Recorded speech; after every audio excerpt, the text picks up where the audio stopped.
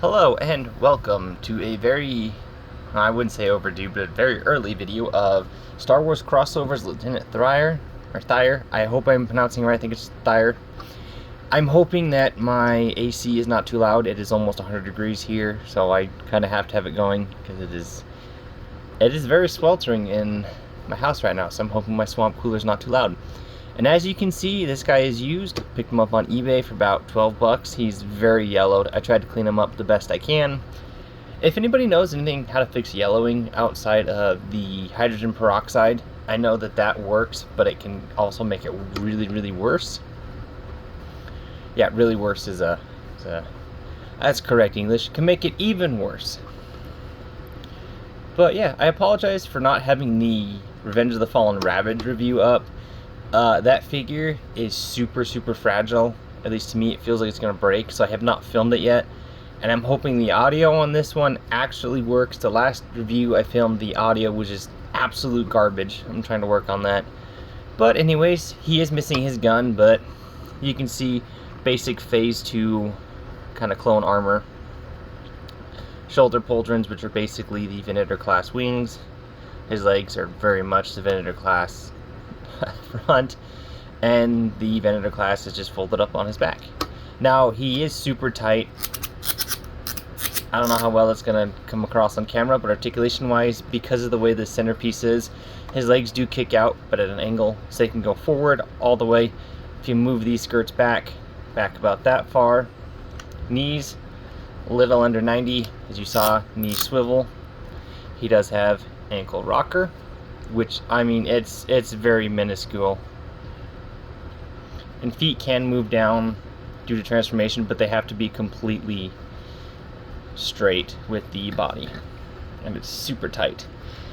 Waist, which is there, but basically unusable because of all this kibble on the back. Let me just show you while it's over here. I'm doing a very bad job on this one. But you can kind of see he does have a waist swivel, but the way everything works is it's useless. He does have a hinge here, which can move up that far, down all the way for transformation, and he does also have a hinge here, so you can get some very nice movement there. He also has a bicep swivel, which is very tight, double jointed elbow, so you get basically a little over 90.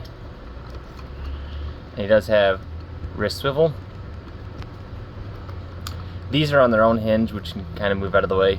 Head can rotate. I think he can do a full 360. Yeah, can do a full 360.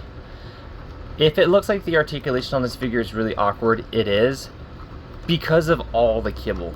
These you can have lower to kind of give him a little bit more arm motion, but for transformation, based on the instructions, you are supposed to have them up, which they stick out super far, and they make it really kind of bad.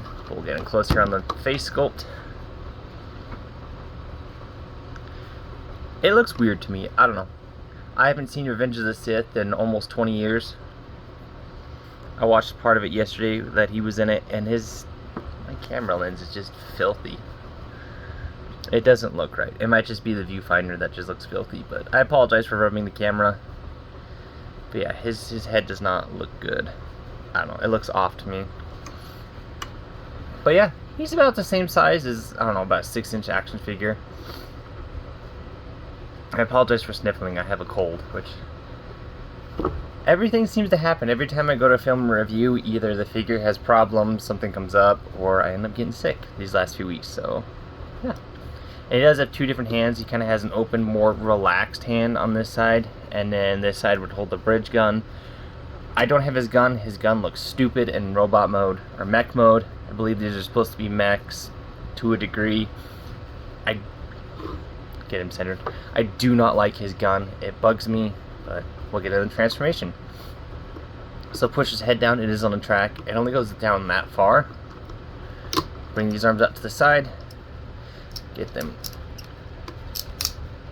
I'm not sure if you can hear that, but they are tight. A little too tight for comfort. Get those kind of in there like that. You want to kind of rotate it. I'm doing a very bad job. Get them in there like that, rotate his hands up, bring these parts down, And you'll have him like that. And then you'll come to his feet. And these pieces are really tight. You want to fold those in. And what I was saying earlier is if you have his feet kind of off to the side, they won't fold up because of the plating. You have to have them completely straight, and then they'll fold up. And then once you have it like that, you can rotate them, peg them together, come to his side skirts. I'm really hoping this is on camera.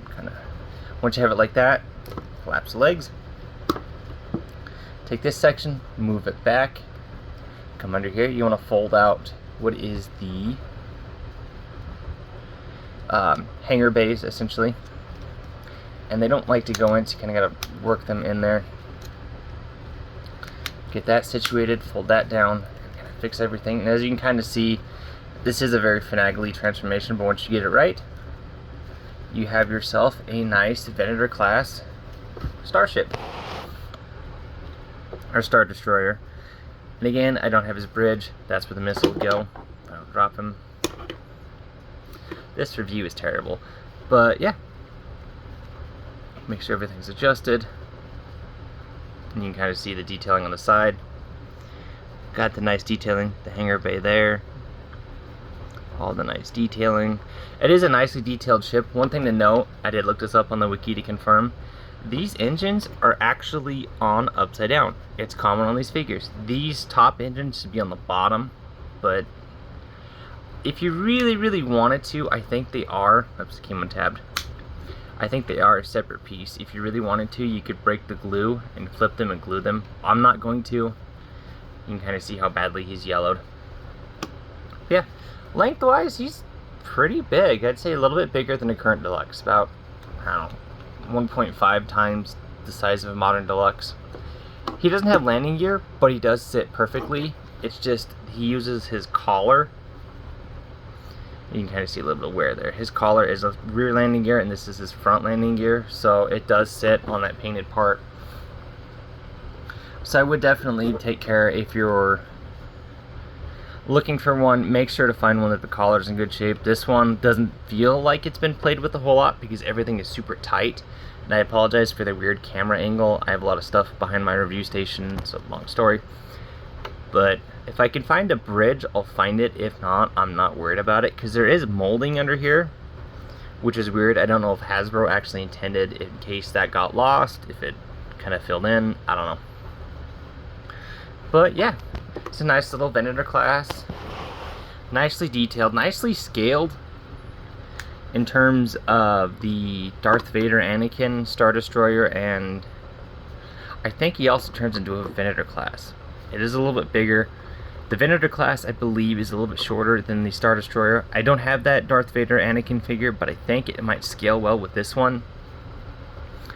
But as it sits, these are like 3,000 feet long. This scales with almost nothing in my collection outside of remotely the Armada Tidal Wave, because Armada Tidal Wave is a battleship or a gunboat, aircraft carrier, and hovercraft, so he kind of scales with this. Not the Legacy, but the original one. So he's too big to scale with Unicron. It's a weird scale because he's a deluxe class, but this is one of like the biggest ships of the prequels.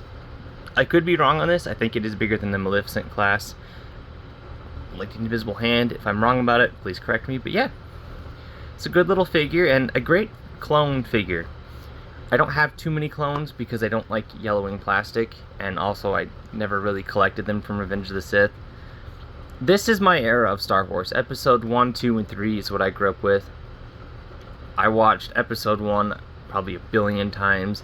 Episode 2 I think I've only seen once or twice, and Episode 3 I've probably seen, I don't know, about 20, 30 times. I didn't see A New Hope till we found it on VHS in my parents' storage about 20 years ago. So, yeah, that's why I love this figure. It makes me think of the Battle of Coruscant in the opening of 3, which is why I bought the Obi-Wan and Anakin at a 2.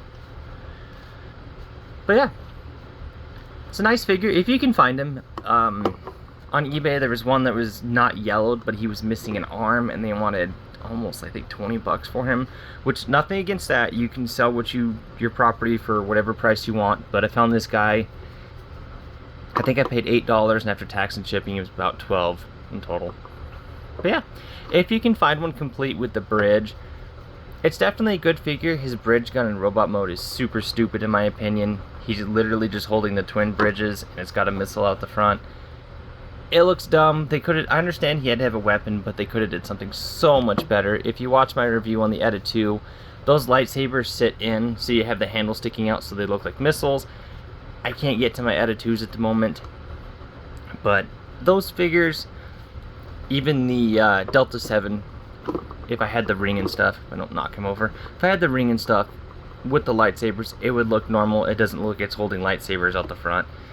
And this figure was definitely later in the line. I think he was released 2010, so. But yeah, this has been a quick look at Lieutenant Thire. Definitely, I remember watching the Clone Wars and seeing him in there, the 2008 Clone Wars, and yeah, no attachment to the character. I mean, I remember seeing him, kind of had to remember that. This review is run on way too long, but I will catch you folks next time, and let me know your thoughts on the Venator class, or these figures in general. I know the Star Wars crossovers are not really popular, but let me know. Let me know if you had any of these. Let me know if there's a place besides eBay to get used Revenge of the Sith or prequel clone figures, because I know sometimes they can get expensive. There was a Lieutenant Thire figure from Revenge of the Sith that was opened for 75 bucks, and they had one carded for 20. So eBay's weird. I only recommend it if you're trying to necessarily, like, you have to get something. But yeah, and you can see my review table's not level because he wants to like tilt to the left. But yeah, let me know, and I will catch you folks next time. And let me know what your favorite Star Wars movie is down in the comments, and I will catch you next time. Hopefully tomorrow I will get the Ravage review up, and thank you for watching.